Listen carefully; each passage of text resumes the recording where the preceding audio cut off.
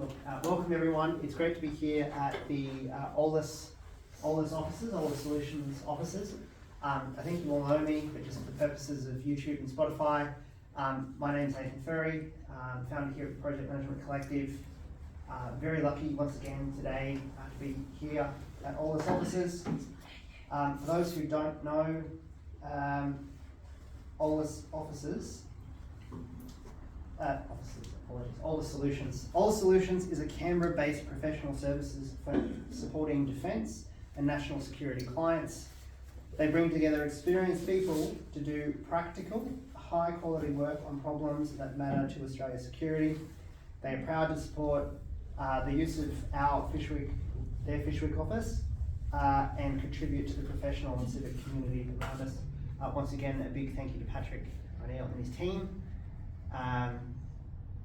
Also a big thank you as well, because unlike our other venue, which is all organised and catered for, tonight's catering has been done all in-house. There was a joke about slaving away to package the wraps and the danishes, but I do have to give a big thank you to Lorena for doing the 90-minute dash. So thank you very much.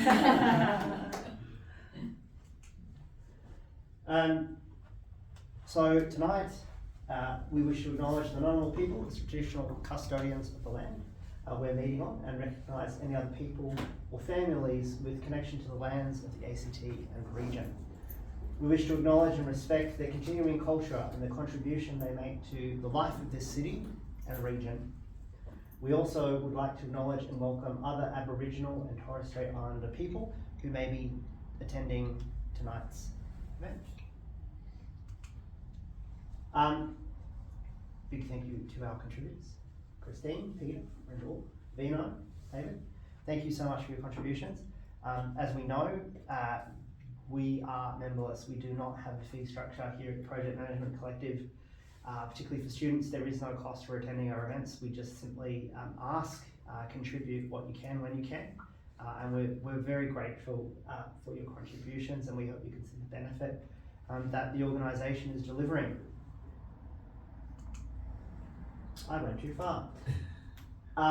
Ladies and gentlemen, I'm very proud to introduce Randula, and I will provide a brief blurb on Randula. One moment. It's always good when I have all the content prepared, isn't it? Randula Wijesinghe. Yes, Wijesinghe. Thank you. You did well. He's an experienced management professional with over 11 years of expertise in the software industry, especially around leadership and AI-driven project transformation. He started his career as a software engineer with a strong engineering background.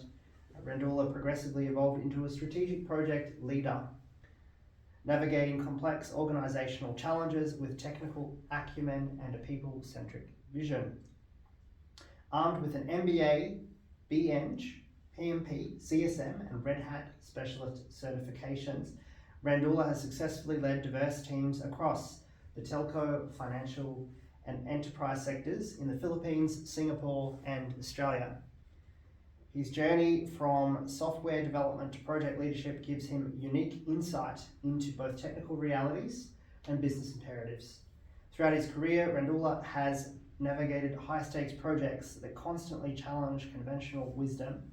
His proven track record spans agile project management, risk mitigation, stakeholder management, and building customer-centric solutions. Beyond leading practical AI projects, Randula is passionate about empowering others through conducting AI training programs and mentoring the next generation of leaders. He understands that leading AI projects isn't about controlling chaos. It's about embracing it strategically while keeping teams aligned, motivated, and focused on real outcomes. Now, I will let Randula, because it is a tradition here at the Project Management Collective, to have one interesting fact. So I'm going to let Randula think about that one and start off his presentation, maybe giving us that interesting fact. But look, without further ado, I'll welcome Randula to talk about what leading AI projects taught me about control, chaos, and leadership. Randula. Thank you.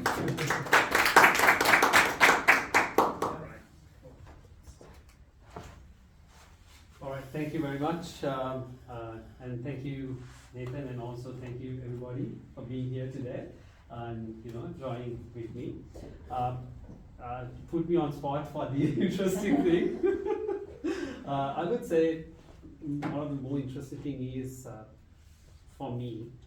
I do it a different way as teaching. That's one of the part that I love because I used to do it from the university stages, helping students from there. It kind of changed the way that I would feel and more satisfied. So that's one of the things. I think that's the main thing that comes to my mind on that one.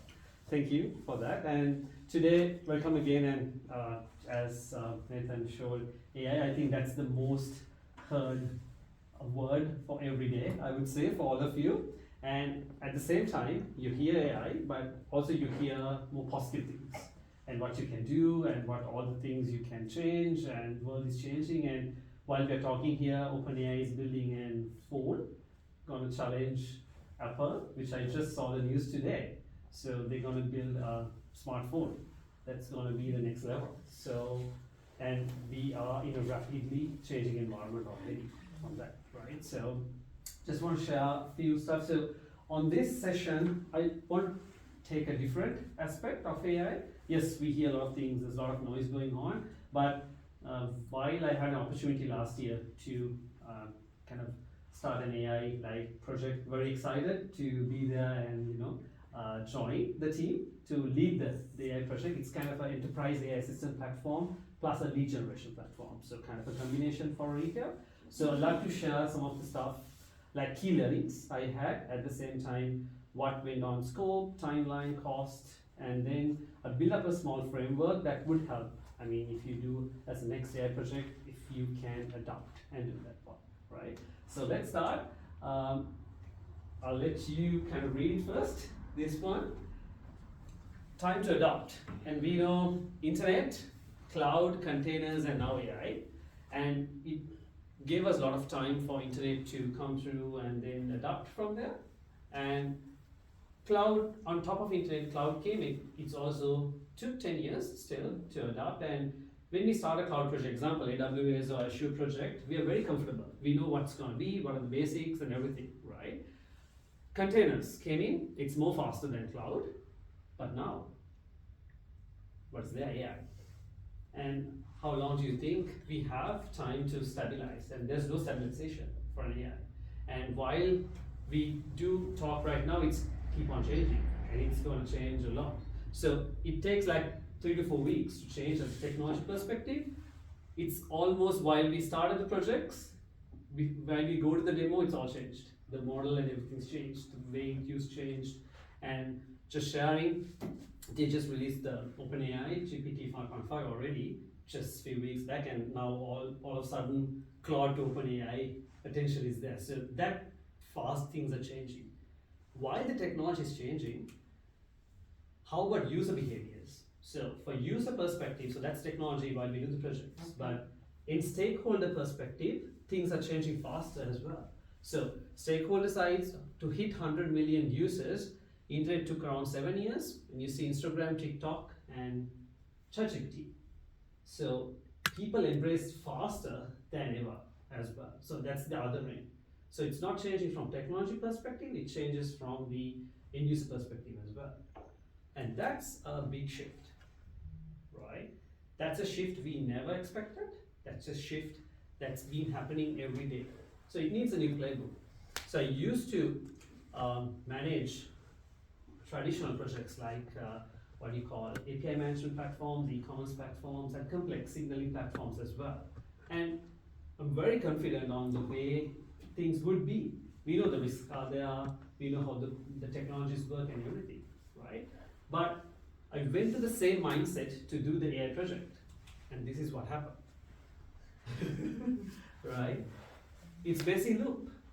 You start a discover, change, again you discover, because the changes happen from data, the way team use the project, the stakeholder think about it, that's very different. So let's look at what this evolving loop would be, right? First of all, I believe all of you will understand the knowledge gap, right? So let me break it down what knowledge gap would be. On traditional project management, we know the technology, we know it's cloud deployment, we know it's API, we know it's the languages, and project managers simply know what to manage, and it's just managing the delivery, that's it, right? And then stakeholder understand requirements, they have their own space. Okay, we know, okay, that's fine. You come show us the demo, that's it, acceptable, that's fine. And they don't ask, okay, what cloud you're using, why you use Azure, why you don't use AWS. They don't ask that question anymore, right? But when it comes to AI projects, this is what happens, right? Team knowledge was fragmented. So example, the BA has different understanding of AI, their different version, developer has a different version of AI. The prompts are changing even in the development team, right? And the tools, I would say, we started using Codex. The understanding of the team of Codex, how they build the tools, is very different from the tech lead on that. And PM side, I have unpredictably underestimated what is out there. So I thought data would be there perfectly, and it's the AI assistant platform, right? So it's more on HR we started as a policy. So I thought data would be there, which I underestimated until what happened. Stakeholder is more active because they are on the ChatGPT hype. They think they know everything, right? And the noise out there, they know, they feel they know, right? And they think magically everything can be done, right? So I was being on a situation where I did the demo for the it's the policy, HR policy, how it's being done and everything. The next thing they asked was, can you do the automation, right? And the other part of it to deploy it for finance, right? So I said, these are the timelines it's gonna be. And the question they asked was, I just saw yesterday, you can do a Slack, I believe you have heard about Slack, clone in 1 day. So you're telling me this much of time it takes to do the features. It's about, so I have to get back and tell, doing Slack 1 day, how stable it is. Is it production ready? Is it gonna be really helpful? Or who's gonna maintain that? So that's a gap. So stakeholder thinks they know everything. So the difference is traditional projects we do and the AI reality, right? So teams are learning while we're building, manage unknowing tech behaviors and expectation changes. So the key ripple effect, what I really understood was, it's all misaligned because they think we are on different aspects. And this is the major thing, because Codex, Cloud Code, the teams are used different ways because they started just dumping everything in and they think it's magically can be done on that. And what happened was the code refactor, everything took more time and the delivery pressure mounted because they think AI is magical, you can do faster, right? So how I approached and as a team, as a resolution was, we did AI education sprints. So every sprint we start, there's education sprint. So for team, what is the code and how it's being done, and then the next thing is for the stakeholders what to expect and everything. So we did education sprint for them to understand before we do demos and internal and external both. So we know where things are. They're not coming as, I'm using ChatGPT, I know everything. To what is reality on that. And the next thing is demos used as alignment tools. We're not just showing demos, so it's not about we come and show the features on the HR policy review and everything. These are things that can't be done. We started with that and just aligning and move to it. So it's more shifting from the demos to alignment. And the other thing was data readiness. Believe you know that's one of the major thing. They say policy is ready, but we can see hundreds of versions of policies out there, right? What's the readiness means, definition of it. So the major knowledge gap was that's one of the key things. That's a foundation for AI project, one of the learnings. And what I would need to say is this helped us a lot because after we do that, when we release it to production, they have less questions because they understand, and we had less refactoring problems because they understand how to use Cloud Code and Codex properly on that. So education over speed is one of the key things on that. And the next is cost, right? This is a bit of interesting part. So earlier, we know it's like, we know the cost when we do the budget, everything. It's predictable cost. We can track monthly. We know the AWS cost, how it's gonna be, or Azure cost gonna be, and we know the per query variable. But AI cost reality, I would like to bring a bit of a different structure for it to show how the cost impacts. And it has fluctuation, how they daily use, bigger data, and again models. If you change from example Claude Optus to Sonnet to Optus, the price and the changes you see overnight. So what you see here is usual cost is not linear, it's more, rapidly used. So it's, as you know, it's token based, right? So one conversation, it's really total cost would be low, but 100 to 1000, you see the exponential growth on. So if you just don't do properly on the prompting and everything, it's gonna go chaotic. So we used to have a problem, people just dumping PDF files to the prompt, and next day we see the cost is super high because they don't filter what to be done on the PDF, and they don't even prompt properly on the PDF side. So this is the major thing that's gonna happen. And the next thing, what are the cost drivers of AI, right? So before I go to that, these are things I would like, we did as an education sprint to help team to be conscious when they prompt. That's what I really wanted to build them up. So cost, prompt construction, what you see here, right? And then token usage, because token usage cost will come to input and output as well. So what a lot of people think is output token is the part that drives the cost. No, it's the input cost as well, right? Model selection, how you select the small and large. We used to do everything on GPT 4, 5, and we never put it to the different models, right? So what we did was, after I'm talking on that part, we had a text translation to be done, and we used the top model. We thought that's the best. We never tried the other models, but Gemini worked really well with low cost for us. So model deviation would be the key thing on there. This is a major thing. You never think chat history and tools, how much cost they're gonna be, the query usage and everything. So that's add to your final cost. So it's exponential. And if you have seen the news, Uber CTO just talked about the cost.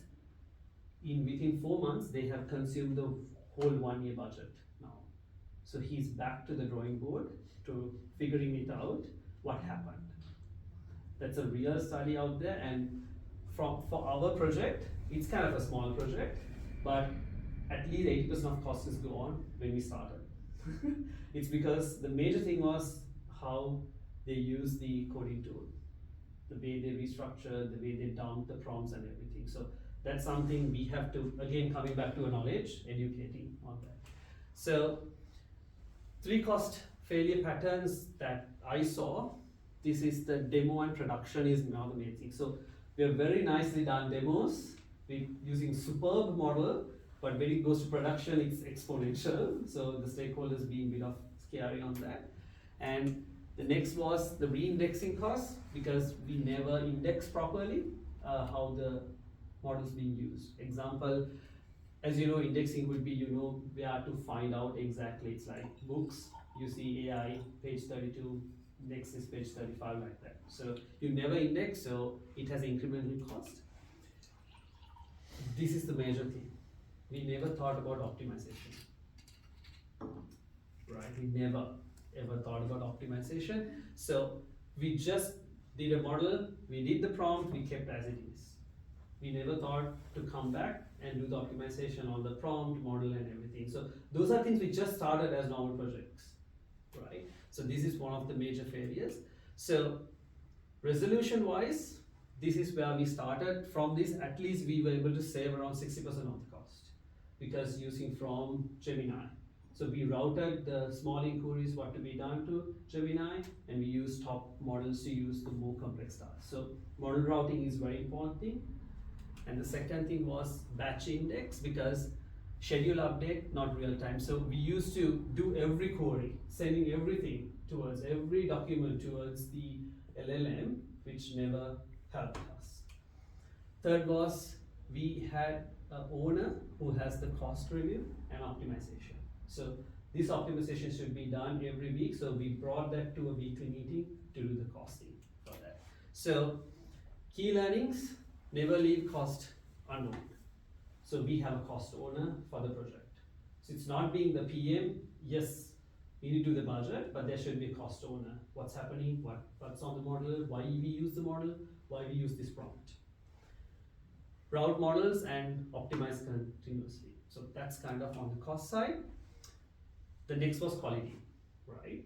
Interestingly, quality was the factor that we expect same output. UATs, we've been on testing, we know accuracy, what to be on traditional projects. So example, e-commerce platform, we know what to be expected as a quality. AI, if we just change the word on the prompt, I believe who has done the prompt, the output is different, and client would say no, UAT is not going to proceed. So we had hold up around 4 to 5 times and stop UATs for the AI system platform because of the variability that's been there. So they expect exactly because it's more inconsistent outputs out there. That's one of the major things. Same question, different answer, and AI varies due to model prompt and context retrieval. Even because of the example, the way the leave application being done on that HR policy has changed everything on the prompt, same model, but the output was different.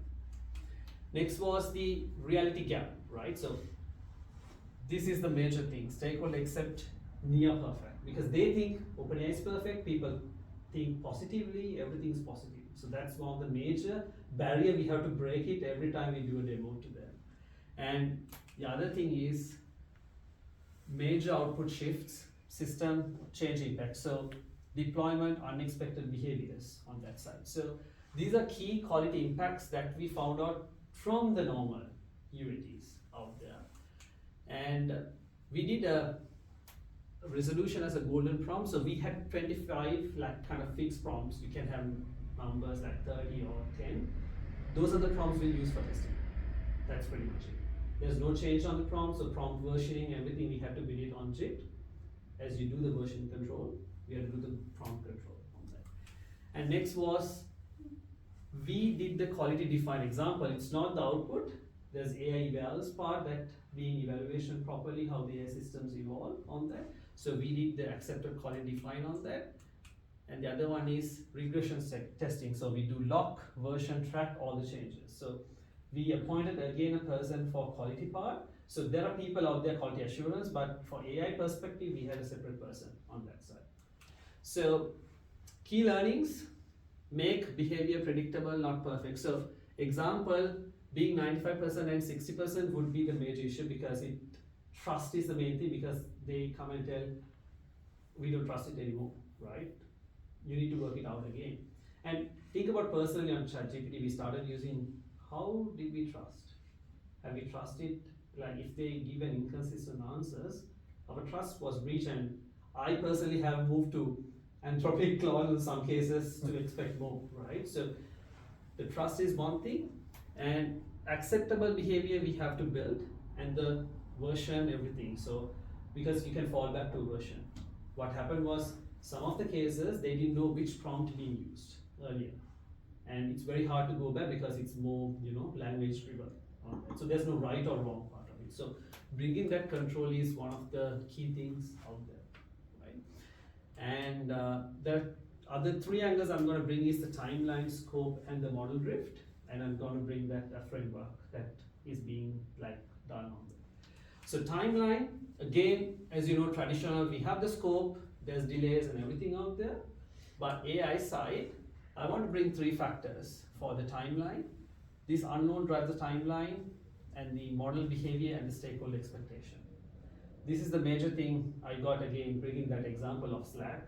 One day, they ask why it takes this much of time. You're using everything on AI, and why it takes more time, right? So that's the major challenge. So what happened was, this is the major issue we found, because while we're doing, the data is being inconsistent, data is being not properly done. So we had to spend around at least 8 to 10 weeks to clean up the data after we start the project on that. Sorry. Other issue was we never planned the discovery. example, if you do an e-commerce platform project, API management or complex signaling platform, we know what scope is, we know what signed off, everything, and it's like discovery, sign off, do, next. But AI projects, we discover in the middle.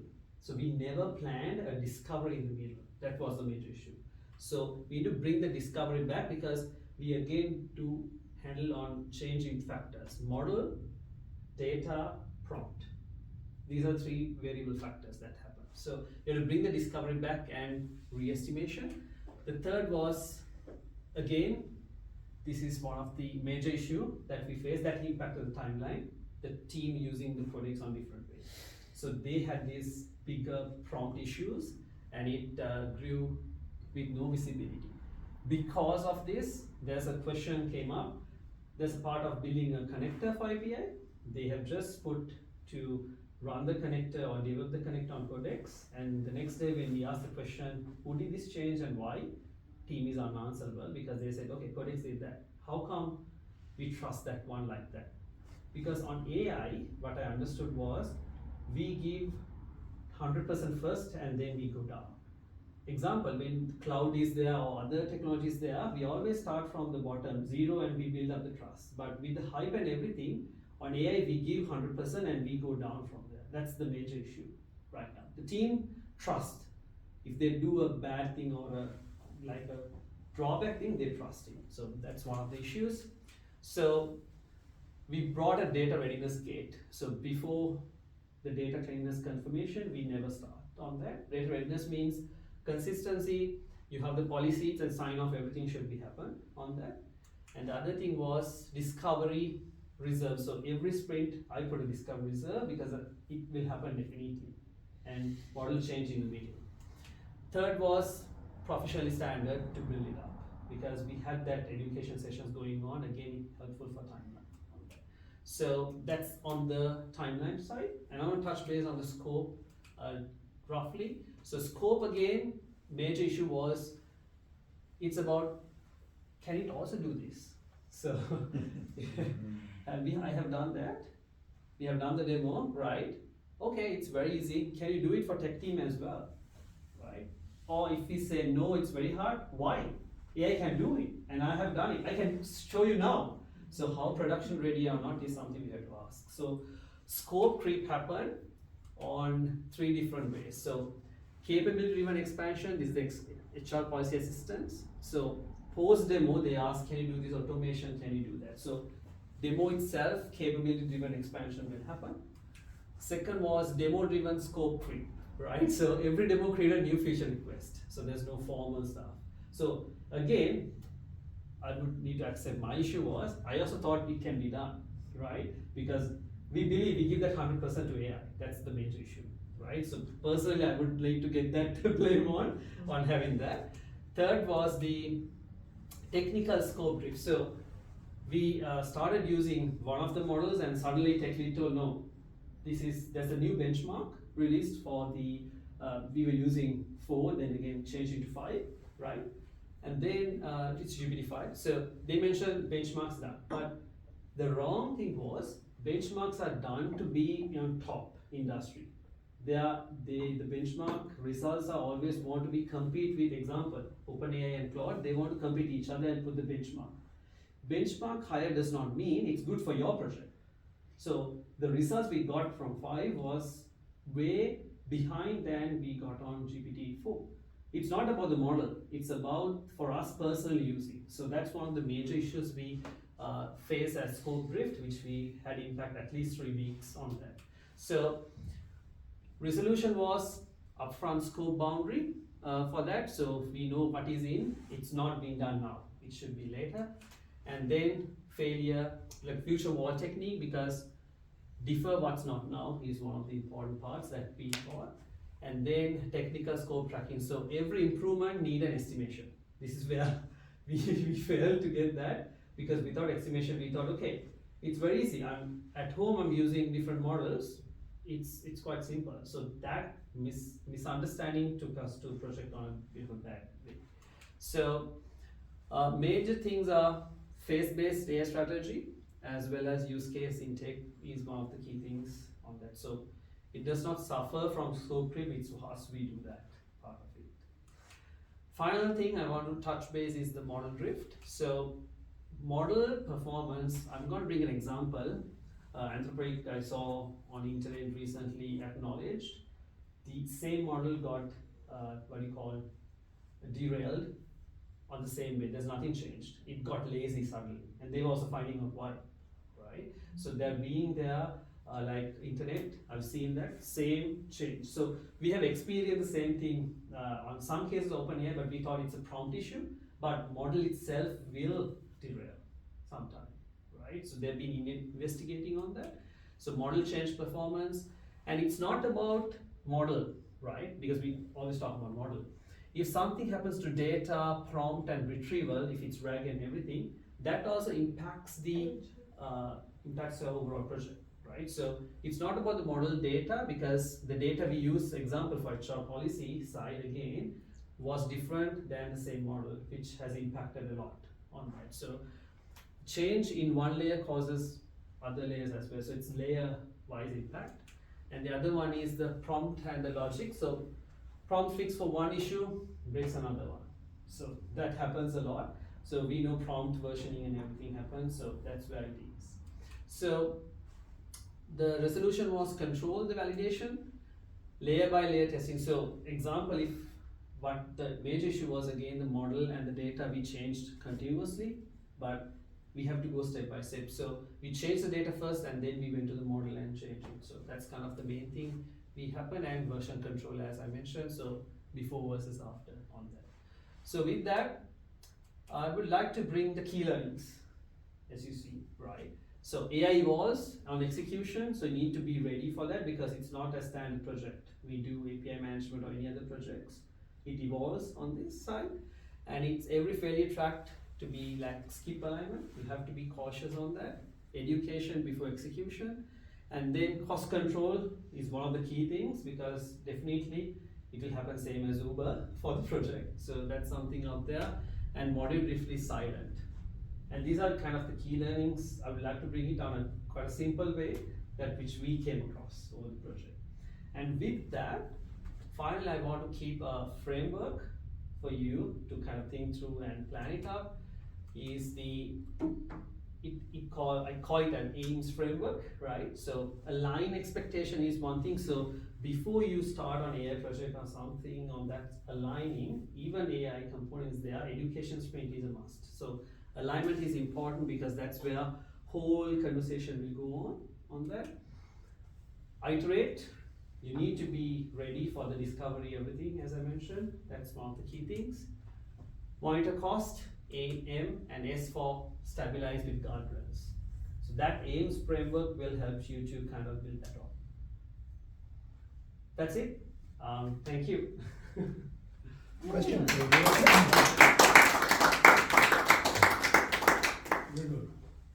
I have a devil's advocate question of sorts, and I'll contextualize this by saying, came from a meeting I had yesterday with a very senior executive in the company I work for, and they made the comment by saying, our IT team internally has, I won't name tools or products, but we'll just say early released to me a tool that will apparently revolutionize the way that we do project management in the company. Now, the funny part is, no education, no training, no guidance, built by engineers for business enablement. My question is, throughout your time working on AI projects, are there situations where in fact the reverse is true, which is AI is just absolutely not compatible with certain scope? So that's the question. From your experience. Have you seen situations in the past when you've been working on projects and programs where in fact AI cannot be utilized? There actually is no way. Yes, so even in the AI project itself, because that's an assistant platform, some key developments we did, example, the document retrieval, everything RAG, we use that AI, that's not a problem. but there's one factor that we want to do it on the UI perspective. I'm not sure at this stage it might be changed, but building UI was never been easy for us. It's not about you build a UI, you can do a nice one. It's the maintenance of it, because you do tell a change. I think now the Claude design does a really good job. Not sure, haven't tried that. But before that, it's all, when we do a prompt, it just messes things around. So we kept the UI part separate, but we used the others. I think another example, when they don't have good data for AI, so obviously it relies on good data for it to be. Yeah. Because we always think everything can be done on AI, right? And we messed up the whole thing, because sometimes this can be easily done from the human knowledge and what you can do. So the hybrid approach is the key thing. So the UI part is the one we kept on that. Anything predictable as well. Yeah. I mean, this is why they're not used in missiles, right? Yeah. Because where you need predictability, and you want the exact outcome every time without failure, when you're playing around with neural networks, good luck. Yeah. You know, it's kind of like the Golden Gate AI. I think I mentioned this in a previous session where, was it Anthropic? Or the other one?